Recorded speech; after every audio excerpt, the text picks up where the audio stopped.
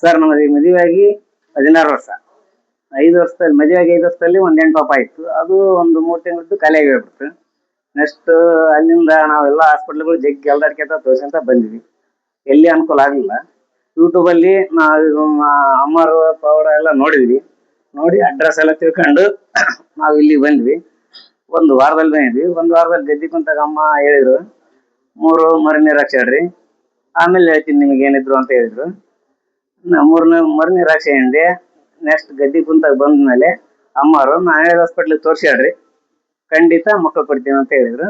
ಅಂದಂಗೆ ನಮ್ಗೆ ಒಂದು ಹೆಣ್ಣು ಒಂದು ಹೆಣ್ಣು ಪಾಪ ಒಂದು ಗಂಡು ಪಾಪ ಆಗಿದ್ದಾರೆ. ದೇವರ ಅನುಗ್ರಹದಿಂದ ಆಗಿದ್ದ? ದೇವರ ಅನುಗ್ರಹದಿಂದಲೇ ಆಗಿರೋದಂತ ನಾನು ಖಂಡಿತ ಒಬ್ಬ ಬರೋ ಭಕ್ತರಿಗೆ ಏನ್ ಹೇಳ್ತೀರಿ? ನಿನ್ನ ನೋಡ್ಕೊಂಡು ಬರೋ ಭಕ್ತರಿಗೆ ಬರ್ಬೋದಾ? ಬರ್ಬೋದು ಅಂತ 100ಕ್ಕೆ 100 ಹೇಳ್ಕೊಂತ ಹೊಂಟೀನ್ರಿ ನಾನು. ಒಳ್ಳೇದಾಗತ್ರಿ, ಖಂಡಿತ ಒಳ್ಳೇದಾಗುತ್ತೆ. ಎಷ್ಟು ದುಡ್ಡು ಖರ್ಚು ಮಾಡಿದೆ ಇಲ್ಲಿ ಬಂದ್ಮೇಲೆ?